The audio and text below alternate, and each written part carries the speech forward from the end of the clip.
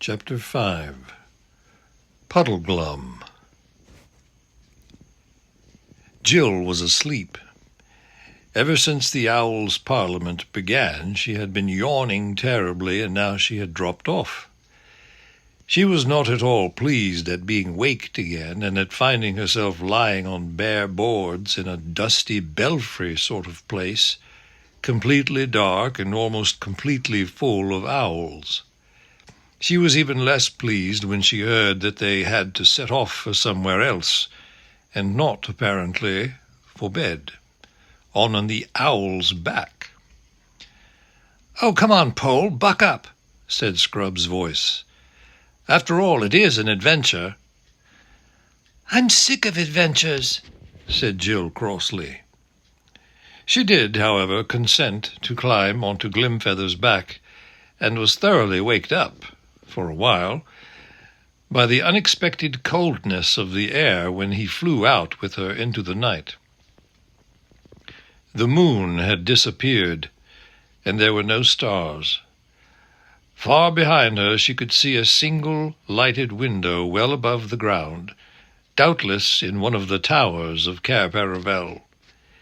It made her long to be back in that delightful bedroom, snug in bed, watching the firelight on the walls.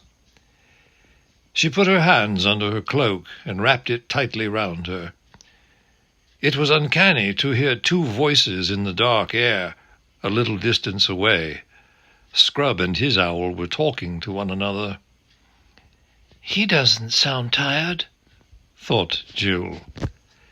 She did not realize that he had been on great adventures in that world before, and that the Narnian air was bringing back to him a strength he had won when he sailed the eastern seas with King Caspian.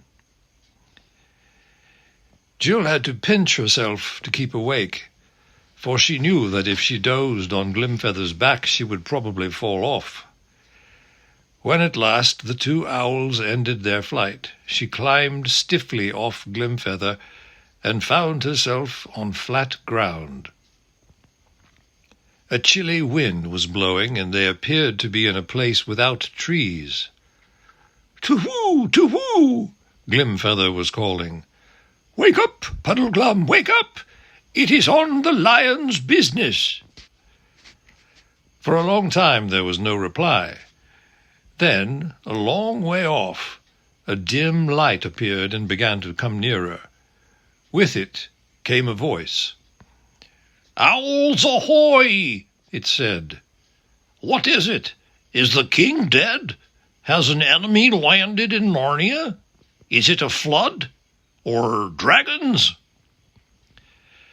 When the light reached them, it turned out to be that of a large lantern. She could see very little of the person who held it. He seemed to be all legs and arms. The owls were talking to him, explaining everything, but she was too tired to listen. She tried to wake herself up a bit when she realized that they were saying goodbye to her. But she could never afterwards remember much, except that, sooner or later, she and Scrub were stooping to enter a low doorway, and then, oh, thank heavens, were lying down on something soft and warm, and a voice was saying, "There you are. Best we can do. You'll lie cold and hard. Damp, too, I shouldn't wonder. Won't sleep a wink, most likely, even if there isn't a thunderstorm or a flood or the wigwam doesn't fall down on top of us all, as I've known them to do. Must make the best of it." But she was fast asleep before the voice had ended.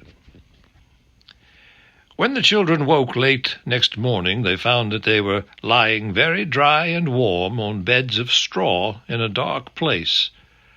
A triangular opening let in the daylight. "Where on earth are we?" asked Jill. "In the wigwam of a marsh wiggle," said Eustace. "A what?" "A marsh wiggle. Don't ask me what it is. I couldn't see it last night. I'm getting up. Let's go and look for it." "How beastly one feels after sleeping in one's clothes," said Jill, sitting up. "I was just thinking how nice it was not to have to dress," said Eustace. "Or wash either, I suppose," said Jill scornfully. But Scrub had already got up, yawned, shaken himself, and crawled out of the wigwam. Jill did the same. What they found outside was quite unlike the bit of Narnia they had seen on the day before. They were on a great flat plain which was cut into countless little islands by countless channels of water. The islands were covered with coarse grass and bordered with reeds and rushes. Sometimes there were beds of rushes about an acre in extent. Clouds of birds were constantly alighting in them and rising from them again. Duck, snipe, bitterns, herons. Many wigwams like that in which they had passed the night could be seen dotted about, but all at a good distance from one another, for marsh-wiggles are people who like privacy. Except for the fringe of the forest several miles to the south and west of them, there was not a tree in sight. Eastward, the flat marsh stretched to low sand-hills on the horizon, and you could tell by the salt tang in the wind which blew from that direction that the sea lay over there. To the north, there were low, pale-colored hills, in places bastioned with rock. The rest was all flat marsh. It would have been a depressing place on a wet evening. Seen under a morning sun, with a fresh wind blowing and the air filled with the crying of birds, there was something fine and fresh and clean about its loneliness. The children felt their spirits rise. "Where has the thingamagummy got to, I wonder?" said Jill. "The marsh-wiggle," said Scrub, as if he were rather proud of knowing the word. "I expect... Hello, that must be him." And then they both saw him, sitting with his back to them, fishing, about 50 yards away. He had been hard to see at first because he was nearly the same color as the marsh, and because he sat so still. "I suppose we'd better go and speak to him," said Jill. Scrub nodded. They both felt a little nervous. As they drew nearer, the figure turned its head and showed them a long, thin face with rather sunken cheeks, a tightly shut mouth, a sharp nose, and no beard. He was wearing a high, pointed hat like a steeple, with an enormously wide, flat brim. The hair, if it could be called hair, which hung over his large ears, was greeny-grey, and each lock was flat rather than round, so that they were like tiny reeds. His expression was solemn, his complexion muddy, and you could see at once that he took a very serious view of life. "Good morning, guests," he said. "Though when I say good, I don't mean it won't probably turn to rain, or might be snow, or fog, or thunder. You didn't get any sleep, I dare say." "Yes, we did, though," said Jill. "We had a lovely night." "Ah," said the marsh-wiggle, shaking his head. "I see you're making the best of a bad job. That's right. You've been well brought up, you have. You've learned to put a good face on things." "Please, we don't know your name," said Scrub. "Puddleglum's my name.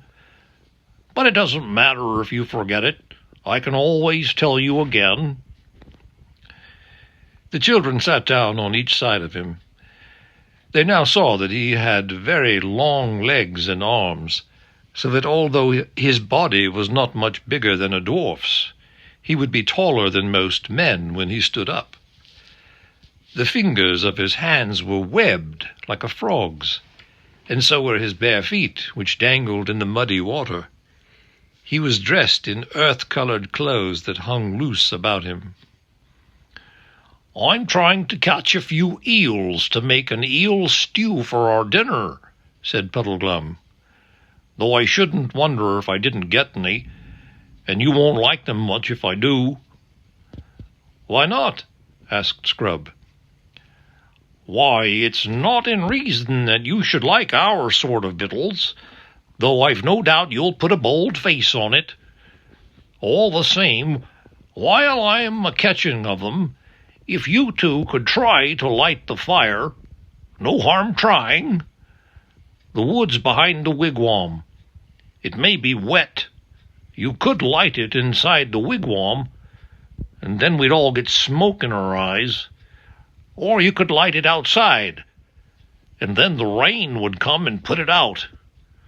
So here's my tinder box. You won't know how to use it, I expect." But Scrub had learned that sort of thing on his last adventure. The children ran back to get to the wigwam, found the wood, which was perfectly dry, and succeeded in lighting a fire with rather less than the usual difficulty. Then Scrub sat and took care of it while Jill went and had some sort of wash, not a very nice one, in the nearest channel. After that she saw to the fire, and he had a wash. Both felt a good deal fresher, but very hungry. Presently the marsh wiggle joined them. In spite of his expectation of catching no eels, he had a dozen or so, which he had already skinned and cleaned. He put a big pot on, mended the fire, and lit his pipe. Marsh wiggles smoke a very strange, heavy sort of tobacco.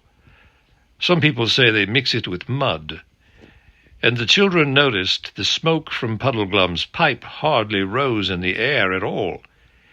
It trickled out of the bowl and downwards and drifted along the ground like a mist. It was very black and set Scrub coughing. "Now," said Puddleglum, "those eels will take a mortal long time to cook, and either of you might faint with hunger before they're done. I knew a little girl, but I'd better not tell you that story. It might lower your spirits, and that's a thing I never do. So, to keep your minds off your hunger, we may as well talk about our plans."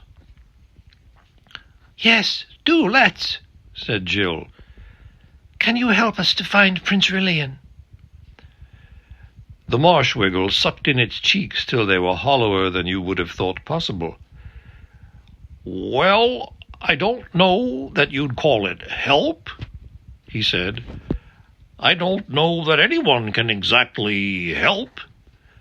It stands to reason we're not likely to get very far on the journey to the north, not at this time of year, with the winter coming on so soon and all.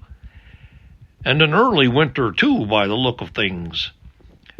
But you mustn't let that make you downhearted. Very likely, what with enemies and mountains and rivers to cross, and losing our way, and next to nothing to eat, and sore feet, we'll hardly notice the weather. And if we don't get far enough to do any good, we may get far enough not to get back in a hurry." Both children noticed that he said we, not you, and both exclaimed at the same moment, "Are you coming with us?" "Oh, yes, I'm coming, of course. Might as well, you see.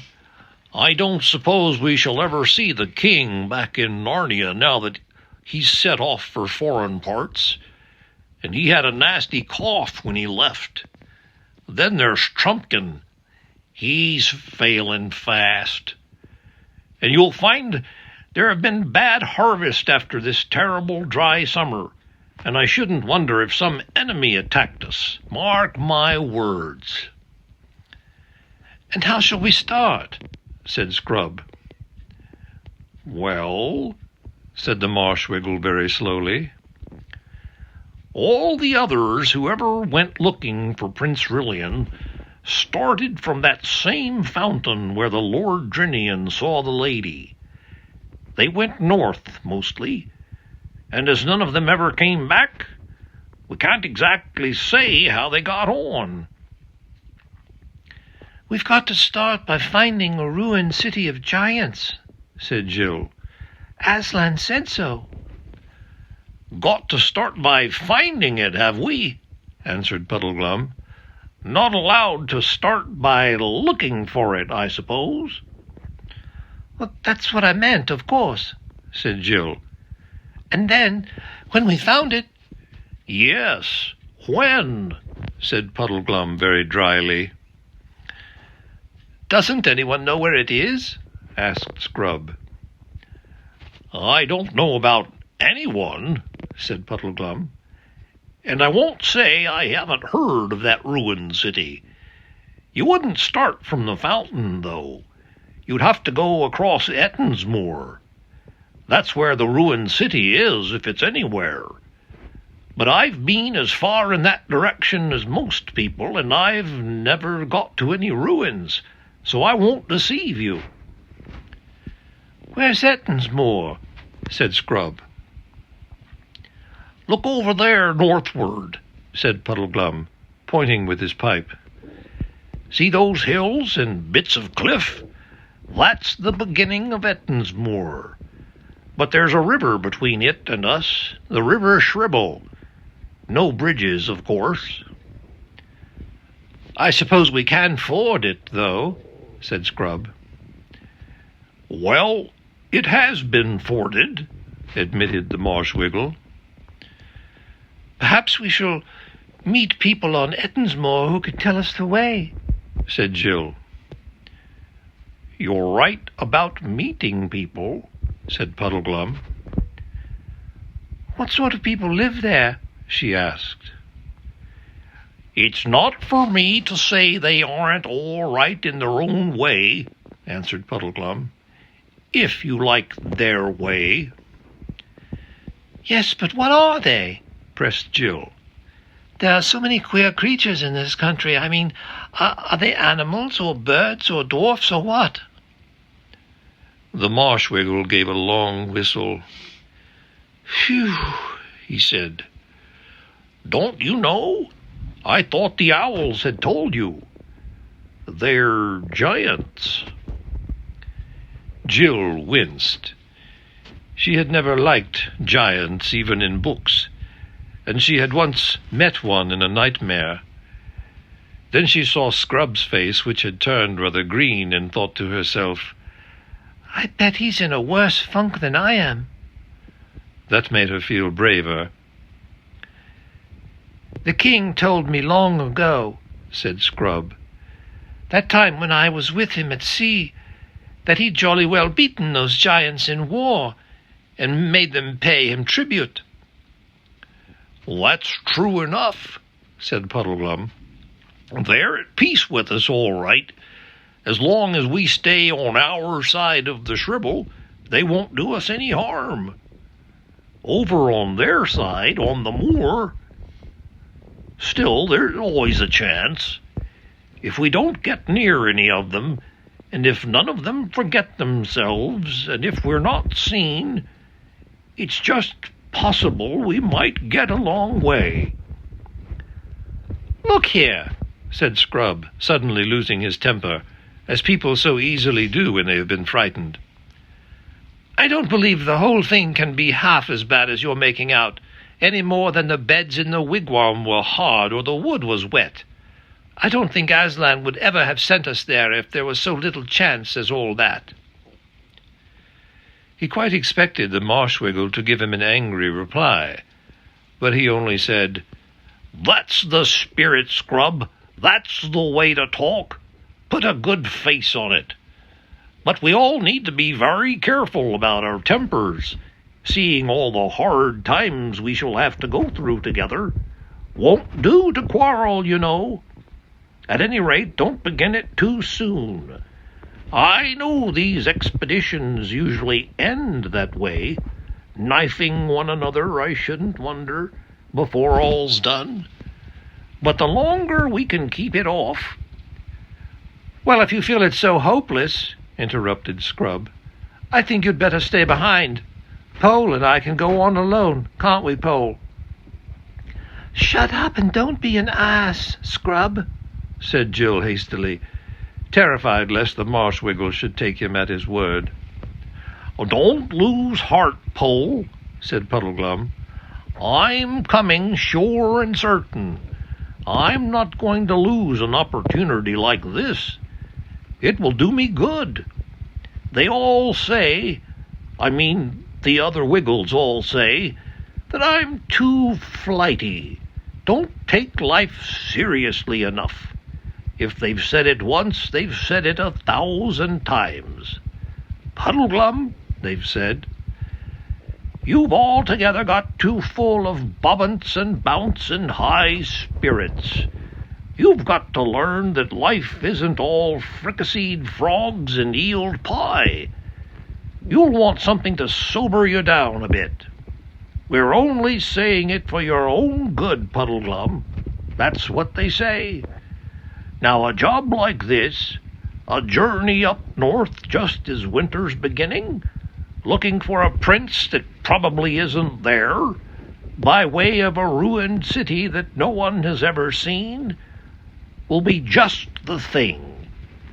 If that doesn't steady a chap, I don't know what will. And he rubbed his big frog-like hands together as if he were talking of going to a party or a pantomime. And now, he added, let's see how those eels are getting on.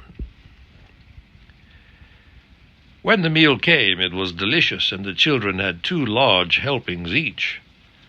At first, the Marshwiggle wouldn't believe that they really liked it, and when they had eaten so much that he had to believe them, he fell back on saying it would probably disagree with him horribly. What's food for Wiggles may be poison for humans, I shouldn't wonder, he said.